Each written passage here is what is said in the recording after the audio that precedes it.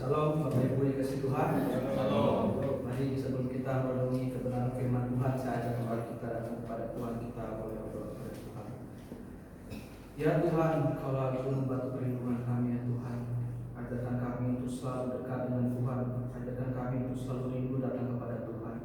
Dan ajar kami Tuhan untuk selalu mau mendengarkan apa yang menjadi firman Tuhan, kebenaran di dalam kehidupan kami ya Tuhan. Terima kasih ya Tuhan telah berkati setiap kami jemaat Tuhan yang akan mendengarkan firman Tuhan. Berkati anak-anak Tuhan, Roh Kudus boleh menjamah hati kami, boleh kami mengerti apa yang akan disampaikan. Dan Tuhan juga memberkati hamba-Mu yang penuh dengan keterbatasan ini Tuhan, supaya dapat menyampaikan kebenaran firman Tuhan dengan baik. Terima kasih ya Tuhan, terima kasih. Ini doa permohonan kami dalam nama Tuhan Yesus kami sudah berdoa. Amin. Shalom Bapak Ibu. Shalom.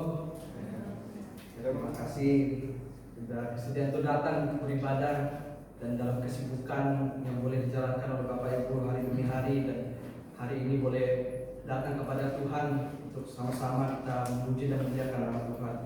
Nah Bapak Ibu dikasih Tuhan, kita tahu bahwa dalam bulan ini kita banyak membahas mengenai doa.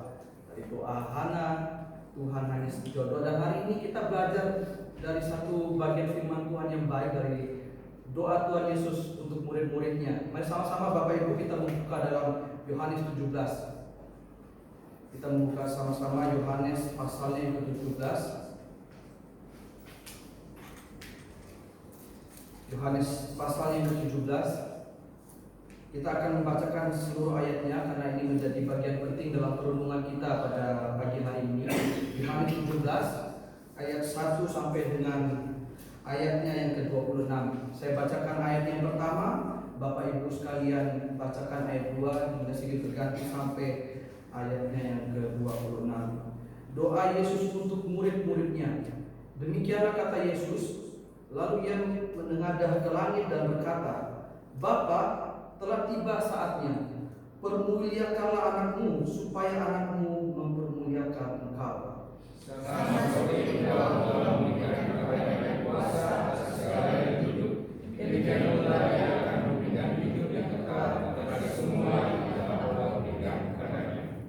Inilah hidup yang kekal itu, yaitu bahwa mereka mengenal Engkau, satu-satunya Allah yang benar, dan mengenal Yesus Kristus yang telah Engkau utus. Aku telah memuliakan Engkau bumi dengan cara menyelesaikan pekerjaan yang Engkau berikan kepadaku untuk melakukannya. Oleh sebab itu, ya Bapa, permuliakanlah aku padamu sendiri dengan kemuliaan yang kumiliki di hadiratmu sebelum dunia ada. Aku telah menyatakan namamu kepada semua orang yang Engkau berikan kepadaku dari dunia. Mereka itu milikmu, dan Engkau telah memberikan mereka kepadaku, dan mereka telah mengerti firman-Mu. Sekarang mereka tahu bahwa semua yang Engkau berikan kepadaku itu berasal daripadamu. Sebab segala firman yang Kau sampaikan kepadaku telah Kusampaikan kepada mereka, dan mereka telah menerimanya. Mereka tahu benar-benar bahwa Aku datang daripadamu, dan mereka percaya bahwa Engkau-lah yang telah mengutus Aku. Aku berdoa untuk mereka, bukan untuk dunia aku berdoa, tetapi untuk mereka yang telah Engkau berikan kepadaku, sebab mereka adalah milikmu. Dan segala yang itu adalah milikmu, dan milikmu adalah milikku, dan Aku telah memuliakan di dalam mereka. Dan aku tidak ada lagi di dalam dunia, tetapi mereka masih ada di dalam dunia. Dan aku datang kepadamu, ya Bapa yang kudus, peliharalah mereka dalam namamu, yaitu namamu yang telah Engkau berikan kepadaku, supaya mereka menjadi satu nama sama seperti kita. Selama Aku bersama mereka, Aku memelihara mereka dalam namamu, yaitu namamu yang telah Kau berikan kepadaku. Aku telah menjaga mereka, dan tidak ada seorang pun dari mereka yang binasa, selain daripada Dia yang telah ditentukan binasa, supaya apa yang ditulis dalam kitab suci. Tetapi sekarang aku datang kepadamu, dan aku mengatakan semuanya ini sementara aku masih ada di dalam dunia, supaya penuhlah sukacitaku di dalam diri mereka. Aku telah memberikan firman-Mu kepada mereka, dan dunia membenci mereka, karena mereka bukan dari dunia, sama seperti Aku bukan dari dunia. Aku tidak meminta supaya engkau mengambil mereka dari dunia, tetapi supaya engkau melindungi mereka daripada yang jahat. Mereka bukan dari dunia, sama seperti aku bukan dari dunia. Kuduskanlah mereka dalam kebenaran, firman-Mu adalah kebenaran. Sama seperti Engkau telah mengutus aku dalam dunia, demikian pula aku telah mengutus mereka dalam dunia. Dan aku menguduskan diriku bagi mereka, supaya mereka pun dikuduskan dalam kebenaran. Dan bukan untuk mereka ini saja aku berdoa, tetapi juga untuk orang-orang yang percaya kepada aku oleh pemeliharaan mereka. Supaya mereka semua menjadi satu, sama seperti Engkau, ya Bapa, di dalam aku dan aku di dalam Engkau, agar mereka juga di dalam kita, supaya dunia percaya bahwa Engkau yang telah mengutus aku. Dan aku telah memberikan kepada mereka kemuliaan yang Engkau berikan kepadaku, supaya mereka menjadi satu sama seperti kita adalah satu. Aku di dalam mereka dan Engkau di dalam aku, supaya mereka sempurna menjadi satu, agar dunia tahu bahwa Engkau yang telah mengutus aku, dan bahwa Engkau mengasihi mereka sama seperti Engkau mengasihi aku. Ya Bapa, aku mau supaya dimanapun aku berada, mereka juga bersama-sama denganku. Mereka yang telah Engkau berikan kepadaku, agar mereka memandang kemuliaan-Ku yang telah Engkau berikan kepadaku. Sebab Engkau telah mengasihi aku sebelum dunia dijadikan. Ya Bapa yang adil, memang dunia tidak mengenal Engkau, tetapi aku mengenal Engkau, dan mereka ini tahu bahwa Engkau yang telah mengutus aku. Dan aku telah memberitahukan namamu kepada mereka, dan aku akan memberitahukannya, supaya kasih yang Engkau berikan kepadaku ada dalam mereka dan aku dalam mereka. Demikian jauh pembacaan kita pada pagi hari ini, Bapak Ibu. Nah, Bapak Ibu dikasih Tuhan, ketika kita membicarakan tentang kitab Yohanes, kita tahu bahwa kitab Yohanes ditulis oleh seorang murid yang dikasih oleh Yesus. Dan tujuan dari kitab Yohanes ini unik sekali, Bapak Ibu. Ini menunjukkan supaya orang percaya bahwa Yesus itu adalah Mesias, dan supaya orang percaya itu boleh beroleh hidup di dalamnya. Nah, Bapak Ibu dikasih Tuhan, mengapa Tuhan Yesus itu mengucapkan doa untuk murid-muridnya di pasal ini? Kalau Bapak Ibu perhatikan di kitab Yohanes ini, di pasal awal dari pasal 2 sampai 12 itu berbicara tentang pelayanan Yesus kepada murid-muridnya. Kalau kita perhatikan baik-baik dalam Yohanes 2, itu dia melakukan mujizat air menjadi anggur. Kemudian dilanjutkan lagi dia berbicara kepada Nikodemus. Kemudian selanjutnya dia berbicara kepada perempuan Samaria, dan selanjutnya dia melakukan beberapa mujizat di hari besar orang-orang Yahudi, khususnya dia menyembuhkan orang-orang lumpuh. Nah, Bapak Ibu dikasih Tuhan, karena banyaknya mujizat yang dilakukan oleh Tuhan Yesus, nah maka dari situlah mulai ada perencanaan bahwa orang ini harus dibunuh.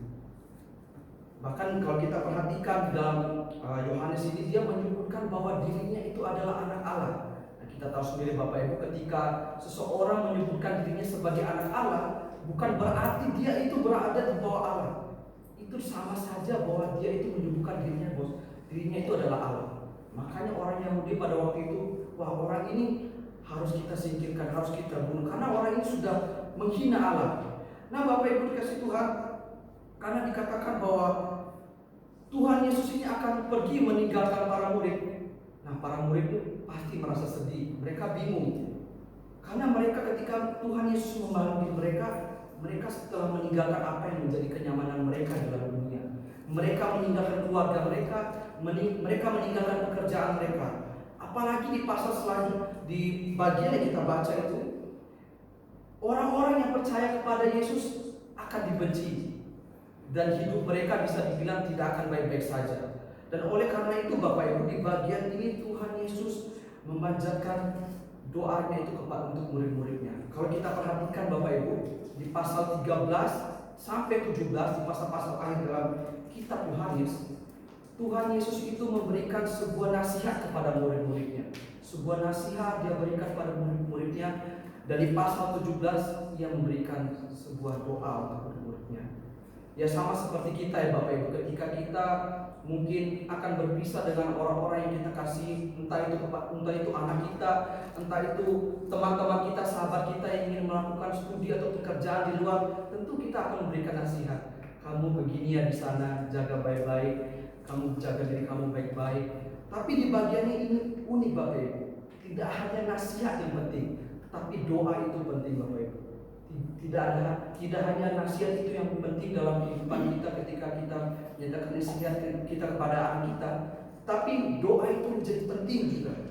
Nah Bapak Ibu dikasih Tuhan, ketika kita melihat pasal yang kita bahas ini, Bapak Ibu bisa perhatikan dalam Alkitab, kalau kita memegang Alkitab buku kita, itu dibagi menjadi 4 bagian, 1 sampai 5, 6 sampai 19, ayat 20 sampai 23, kemudian ayat 24 sampai 26.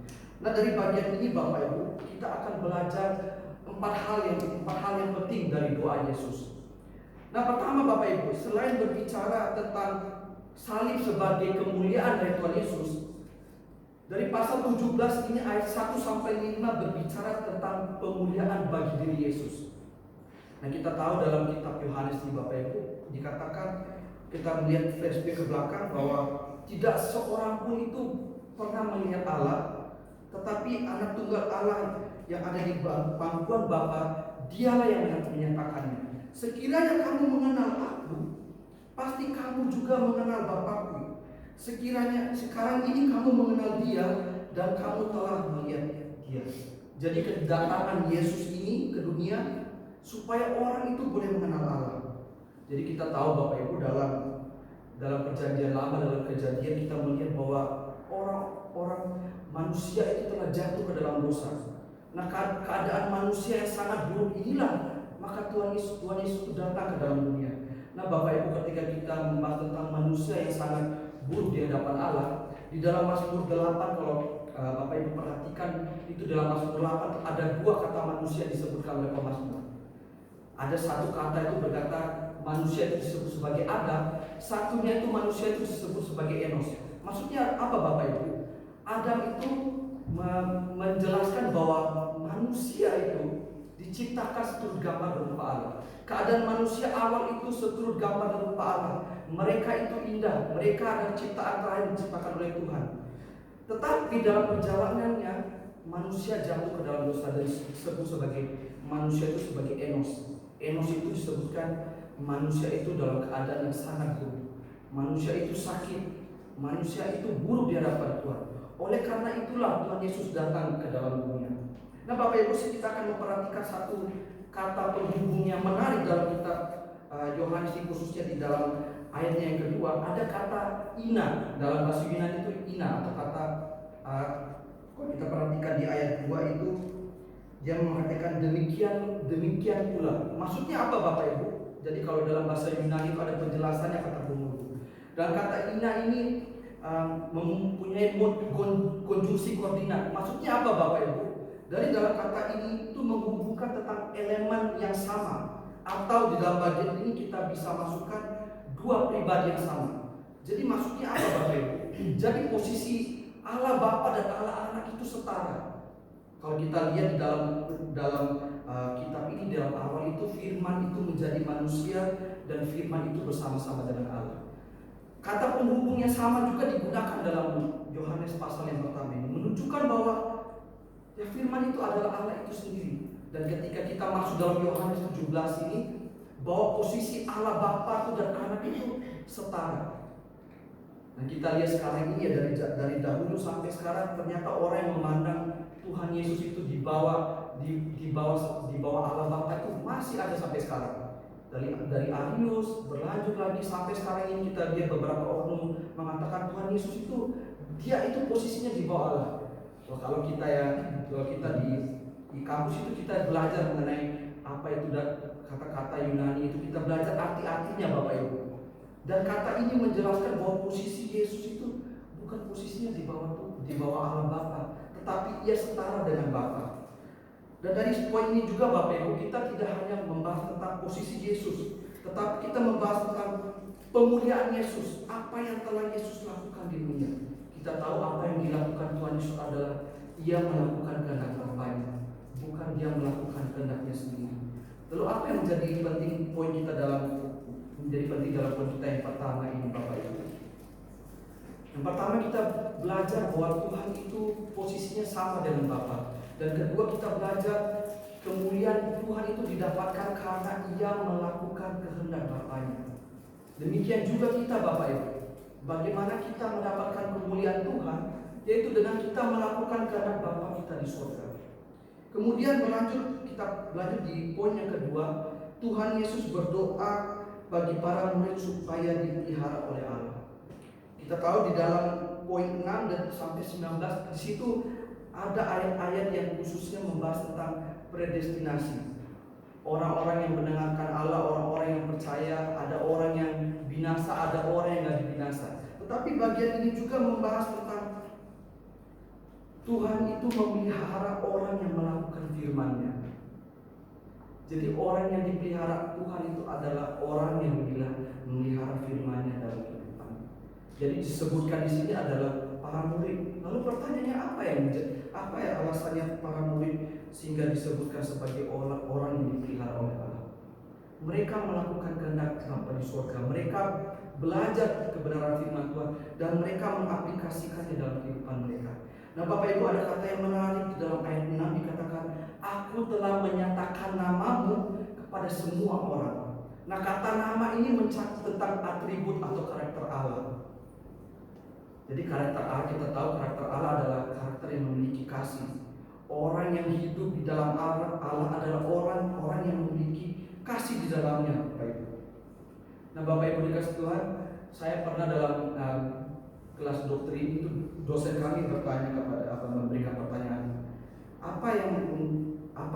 gimana kita cara membedakan antara orang yang dipilih dan orang yang tidak dipilih?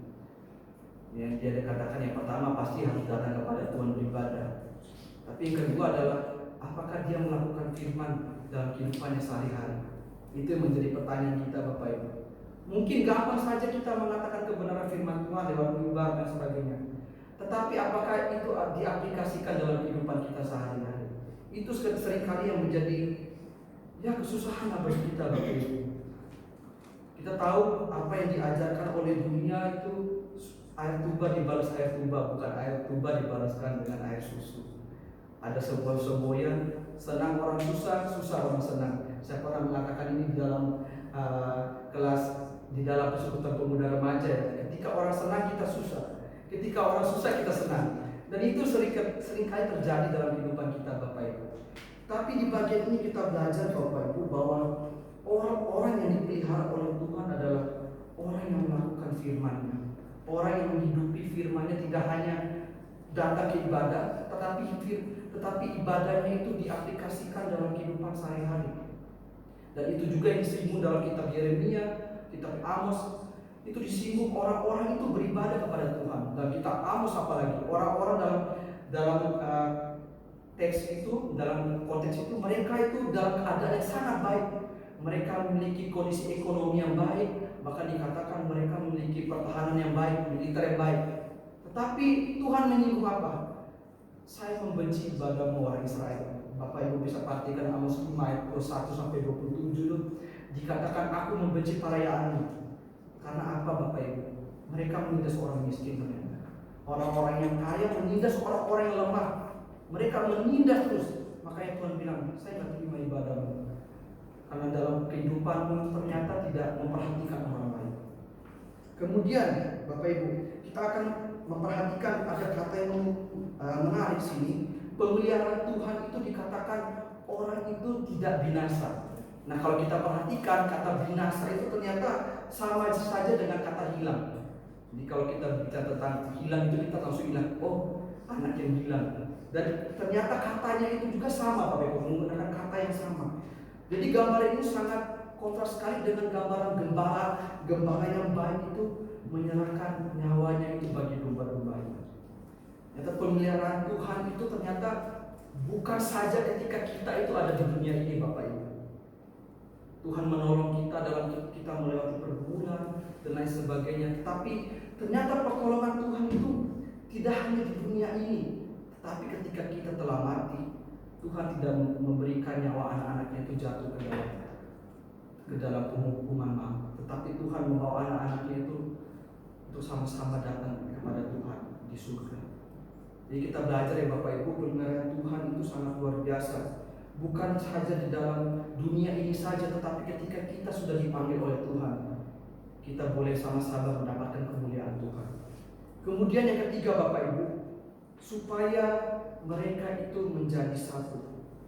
Kalau kita lihat kalimat kunci di dalam ayat 20 sampai 23 itu dikatakan Bapa dan Anak itu adalah satu. Kemudian mereka juga itu di dalam kita. Nah Bapak Ibu dikasih Tuhan, ada sebuah ungkapan dari seorang pengkhotbah, sebesar kita berapi-api dalam kepercayaan akan Tuhan, maka demikian juga kita harus berapi-api dalam menghargai dan menghormati oleh orang lain. Oke, kita mengatakan bahwa kita percaya sama Tuhan dan sebagainya, tetapi kalau di dalam kehidupan kita, di dalam kita kehidupan bersosial itu tidak berjalan dengan baik, wah itu harus dipertanyakan. Dan itu juga disinggung ya dalam Yakobus 2 ya. Orang-orang itu mengatakan saya itu memiliki iman, tetapi iman itu tidak ditunjukkan dalam perbuatannya itu. Nah itu jadi pertanyaan. Gampang sekali kita bilang KTP si Kristen, orang baik gitu. Kalau saya anak-anak pemuda saya kapan lalu kemarin itu ketika saya pelayanan, ketika lampu merah orang itu berhenti, wah ini orang Kristen, dia tidak terobos katanya. Orang Kristen yang orang baik. Nah itu juga disinggung dalam Yakobus 2 Bapak Ibu. Orang-orang mengatakan orang saya itu orang beriman, tetapi mereka tidak ditunjukkan dalam kehidupannya sehari-hari. Dan itu juga disinggung dalam 1 Yohanes 4 ayat 20 Bapak Ibu. Orang-orang mengatakan dia itu percaya sama Tuhan, tetapi dia tidak mengasihi orang yang dilihatnya. Bagaimana mungkin kita itu mengasihi Allah yang tidak kelihatan kalau kita tidak mengasihi orang di sekitar kita yang kelihatan? Itu yang disinggung oleh Tuhan, oleh Tuhan dalam beberapa bagian dalam firman-Nya Bapak Ibu. Ia merindukan supaya umatnya itu menjadi satu, supaya kita itu satu sama lain, orang percaya itu menjadi satu. Ada sebuah harapan Injil itu bahwa orang-orang percaya ke depannya itu akan menjadi satu Bapak Ibu. Mengapa sih dalam bagian ini disebutkan kita itu menjadi satu dengan Tuhan? Ada sebuah ungkapan yang baik di dalam 1 Korintus 12 Bapak Ibu. Kita itu diberi minum oleh satu roh Allah. Maksudnya apa Bapak Ibu? Kita itu diciptakan oleh roh Allah yang sama Bapak Ibu. Kita semua adalah saudara. Tidak ada yang berbeda dari kita semua. Kalau di dalam 1 Korintus 12 itu menyinggung, karena di Korintus itu orang-orang itu tidak hanya orang Korintus saja. Orang Korintus itu karena disebut sebagai jendela dunia dan disebut sebagai pelabuhannya tempat itu disebut sebagai pelabuhan seperti Surabaya. Jadi tidak hanya orang-orang Korintus saja situ, ada banyak orang lain. Tapi Paulus mengatakan orang percaya itu loh bukan hanya orang-orang Yahudi saja, bukan hanya orang-orang Korintus saja, tapi dari berbagai daerah mereka yang percaya kepada Tuhan itu disebut sebagai diberi minum oleh roh Allah yang sama. Kita satu tubuh kalau bahasanya Paulus ya Bapak Ibu. Kalau bahasanya Paulus itu kalau kita menyakiti tubuh atau kita menyakiti saudara kita seiman, sama saja itu menyakiti Tuhan sendiri. Kita ingat histori ketika Paulus hendak melakukan perjalanannya ke Damsyik, dia bertemu dengan Tuhan. Siapakah engkau, katanya Paulus? Akulah Yesus yang engkau aniaya itu. Maksudnya apa Bapak Ibu? Ketika Paulus menyakiti orang-orang percaya, dia menyakiti Tuhan itu sendiri. Nah, makanya ada sebuah pengharapan dalam bagian ini Bapak Ibu, supaya orang-orang percaya itu menjadi satu, tidak menyakiti satu sama lainnya. Kemudian Bapak Ibu ada kata yang menarik di dalam pasal di dalam ayat 16 sampai 19 itu ada kata apolumi. Apolumi itu Bapak Ibu kata yang tadi kita bahas ya, tentang kata hilang atau kata binasa. Memang dalam bahasa Indonesia itu digunakan kata hilang binasa, tetapi sebenarnya menunjukkan hal yang sama, bahwa Tuhan itu datang ke dalam dunia ini untuk menyelamatkan orang-orang yang terhilang itu. Kita yang percaya sama Tuhan, kita yang beribadah kepada Tuhan, keadaan kita yang buruk ketika kita jatuh ke dalam dosa, Tuhan datang untuk menyelamatkan kita dan mempunyai pengharapan supaya kita menjadi satu. Kemudian yang terakhir Bapak Ibu berbicara tentang kasih Allah. Di dalam Injil Yohanes ini diulangi kata-kata tentang apa yang menjadi keinginan Bapa itu adalah keinginan anaknya. Mungkin ada yang bertanya dalam doa yang dipanjatkan Tuhan Yesus, kok Tuhan Yesus seakan-akan melanggar apa yang dikatakan di dalam Matius 6. Apa yang kamu butuhkan itu sebenarnya Tuhan tahu. Tapi sebenarnya bukan itu Bapak Ibu. Doa yang Tuhan Yesus panjatkan ini menunjukkan bahwa Ia itu peduli, Ia memiliki kasih kepada murid-muridnya. Dan terlebih Bapak Ibu, doa ini menunjukkan bahwa Tuhan itu Bapa itu pasti mendengarkan anaknya. Bukan berarti Bapa itu gak ngerti apa yang Tuhan Yesus mau. Apa yang menjadi keinginan Bapa itu keinginan Tuhan Yesus juga Bapak Ibu. Kalau kita perhatikan Bapak Ibu, ada kata ya Bapa yang adil. Ya Bapa yang adil. Kok bisa ya Tuhan Yesus bilang ya Bapa yang adil? Kalau kita perhatikan di dalam pasal selanjutnya setelah pasal 17 itu Tuhan Yesus ditangkap. Tapi dia bilang Bapa yang adil. Wah, adil dari mana ini? Kalau kita mungkin dalam pergumulan berat, Tuhan mengizinkan hal-hal yang mungkin kurang mengenakan dalam hidup kita, pasti sulit ya kita mengatakan Bapa itu adil. Tapi Tuhan mengatakan ya Bapa yang adil. Kenapa dia katakan seperti itu Bapak Ibu? Karena dia tahu, Tuhan Yesus tahu bahwa menjadi keinginannya adalah Tuhan ingin menyelamatkan kita semua Bapak Ibu. Karena ada kasih di dalam Allah Tritunggal itu. Ia ingin menyelamatkan saya dan ingin menyelamatkan Bapak Ibu sekalian. Maka dari itu Bapak Ibu, kita belajar banyak dalam doa Tuhan Yesus kepada murid-muridnya ini. Kita belajar bahwa Tuhan Yesus itu bukan sosok pribadi yang biasa-biasa saja atau manusia yang biasa. Tapi Tuhan Yesus adalah posisinya sama dengan Bapa. Kemudian kita belajar bahwa dari doa Tuhan Yesus ini, Tuhan itu memiliki kasih. Dia memelihara anak-anaknya, memelihara firman dalam kehidupan mereka sehari-hari. Kemudian Tuhan juga mengajarkan ada sebuah pengharapan bahwa dalam kehidupan kita berjemaat bergereja, kita menjadi satu tubuh. Dan supaya kita tidak menyakiti satu sama lain. Karena ketika kita menyakiti orang lain itu sama saja kita menyakiti Kristus. Dan kita belajar oleh Bapak Ibu bahwa kasih Allah itu sungguh luar biasa. Kasihnya itu kekal, kasihnya itu suci. Maka di bagian ini dikatakan dalam beberapa tafsiran doa yang suci dari Tuhan Yesus, bahwa Dia memiliki kasih untuk menyelamatkan kita, menebus kita dari dosa-dosa kita. Kiranya dalam perlindungan kita ini Bapak Ibu dalam bisa memberkati kehidupan kita sekalian. Mari sama-sama kita berdoa kepada Dia. Ya Tuhan, terima kasih ya Tuhan. Kami boleh mendengarkan kebenaran akan firman Tuhan. Kami boleh belajar ya Tuhan dari kebenaran firman Tuhan untuk kami menggali lebih lagi untuk mengerti apa yang Tuhan masukkan dalam firman-Nya Tuhan. Ajarkan kami Tuhan untuk kami boleh memperhatikan satu sama lain ya Tuhan. Ajarkan kami untuk kami memelihara kebenaran firman Tuhan dalam kehidupan kami, supaya kami mendapatkan mahkota kehidupan kami nantinya Tuhan. Ajarkan kami Tuhan juga supaya kami memiliki kasih Allah itu ya Tuhan dalam kehidupan kami, bahwa karakter Allah itu ada dalam kehidupan kami ketika kami hidup di dalam kehidupan kami di luar nanti ya Tuhan. Terima kasih ya Tuhan, terima kasih. Ini doa permohonan kami dalam nama Tuhan Yesus kami sudah berdoa. Amin. Saya persilakan kembali kepada Yesus.